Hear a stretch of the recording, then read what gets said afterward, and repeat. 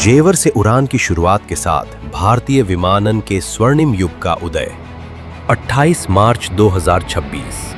भारत के इतिहास में ये तारीख अब स्वर्ण अक्षरों में दर्ज हो चुकी है।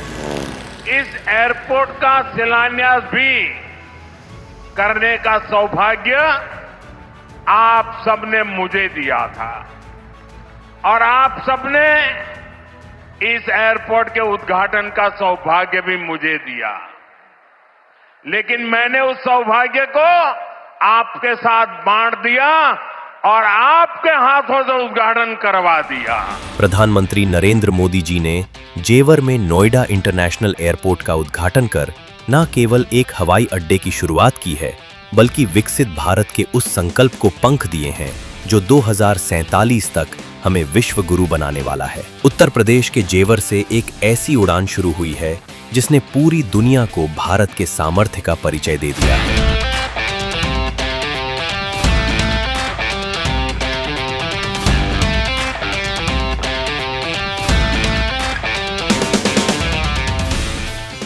यहां से दुनिया के लिए विमान तो उड़ेंगे ही, साथ ही एक विकसित उत्तर प्रदेश की उड़ान का भी प्रतीक बनेगा। मैं उत्तर प्रदेश को विशेष रूप से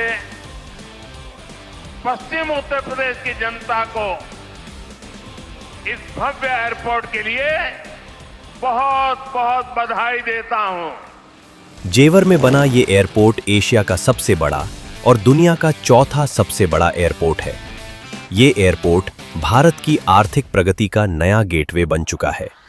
जहां कल तक सिर्फ धूल और सन्नाटा था, आज वहां से दुनिया के सबसे आधुनिक विमान भारत के सपनों को लेकर आसमान छू रहे हैं। ये सफलता उन आलोचकों के मुंह पर करारा तमाचा है जो कहते थे कि भारत समय पर बड़े प्रोजेक्ट्स पूरे नहीं कर सकता। जेवर हवाई अड्डा इस बात का जीवंत प्रमाण है कि मोदी है तो मुमकिन है। दशकों तक जिस उत्तर प्रदेश को पिछड़ा कहकर छोड़ दिया गया था, आज वही राज्य 5 इंटरनेशनल एयरपोर्ट्स के साथ भारत की तरक्की का रनवे बन चुका है।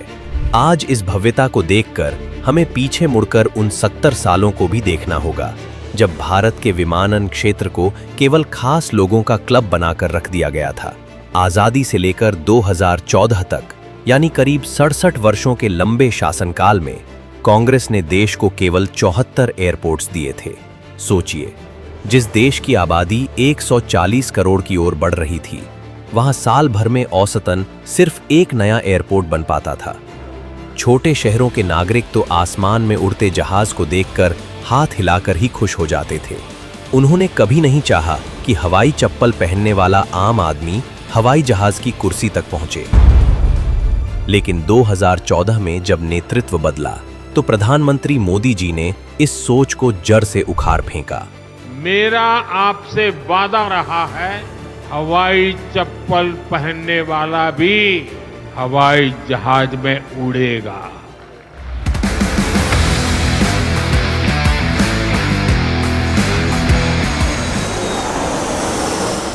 इकोनॉमिक सर्वे 2025 से 26 के आंकड़े गवाह हैं कि पिछले 11 से 12 वर्षों में भारत ने वो कर दिखाया है जो पिछली सरकारें सोच भी नहीं सकती थीं। एयरपोर्ट्स की संख्या 74 से बढ़कर आज 164 के आंकड़े को पार कर चुकी है। भारत आज दुनिया का तीसरा सबसे बड़ा घरेलू विमानन बाजार बन चुका है। FY25 में भारतीय एयरपोर्ट्स ने 412 मिलियन यात्रियों का स्वागत किया और 2031 तक ये संख्या 665 मिलियन होने का अनुमान है। ये कोई मामूली आंकड़ा नहीं है, ये भारत के मध्यम वर्ग की बढ़ती ताकत का सबूत है। व्यापार के मामले में भी हम पीछे नहीं हैं। एयर कार्गो 2015 के 2.53 मिलियन मीट्रिक टन से बढ़कर आज 3.72 मिलियन मीट्रिक टन तक पहुंच चुका है। ये क्रांति सिर्फ ईंट और कंक्रीट से नहीं आई है, इसके पीछे प्रधानमंत्री मोदी जी का विकासपरक विजन है। उड़े देश का आम नागरिक के मंत्र ने उन शहरों को भी हवाई नक्शे पर ला खड़ा किया है जिन्हें कांग्रेस ने कभी मुख्य धारा का हिस्सा माना ही नहीं था। आज 1.5 करोड़ से अधिक आम नागरिकों ने बहुत ही कम खर्च पर अपनी पहली हवाई यात्रा पूरी की है। विधिक स्तर पर भी मोदी सरकार ने बड़े बदलाव किए हैं।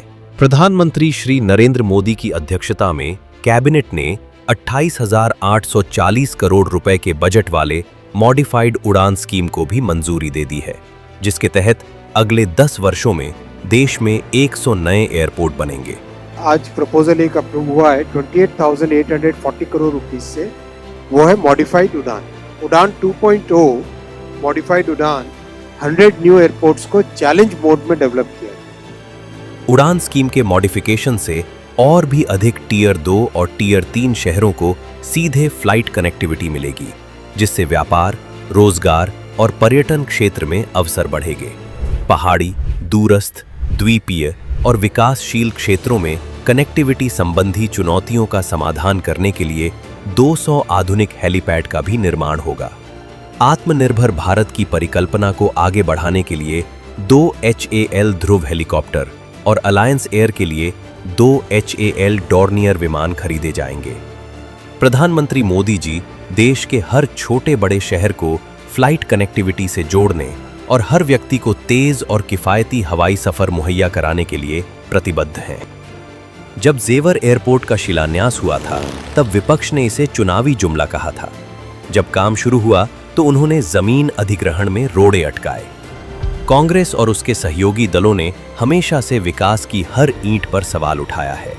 उन्हें डर था कि अगर उत्तर प्रदेश में जेवर जैसा प्रोजेक्ट बन गया तो उनकी जाति और तुष्टीकरण की राजनीति हमेशा के लिए दफन हो जाएगी। आज जेवर एयरपोर्ट चालू हो चुका है और विपक्ष के पास छिपने के लिए जगह नहीं है। वे विकास के विरोधी हैं क्योंकि विकास उनके भ्रष्टाचार के रास्तों को बंद कर देता है। कांग्रेस के समय में एविएशन सेक्टर घोटालों के लिए जाना जाता था। आज मोदी सरकार में यह गति और प्रगति के लिए जाना जाता है। आज जेवर के नोएडा इंटरनेशनल एयरपोर्ट से उड़ने वाला हर जहाज भारत के आत्मविश्वास का प्रतीक है। ये उस उत्तर प्रदेश की नई तस्वीर है जिसे प्रधानमंत्री मोदी जी और मुख्यमंत्री योगी आदित्यनाथ जी ने मिलकर सर्वोत्तम बनाया है। ये नया भारत है जो सपने देखता भी है और उन्हें समय से पहले पूरा भी करता है।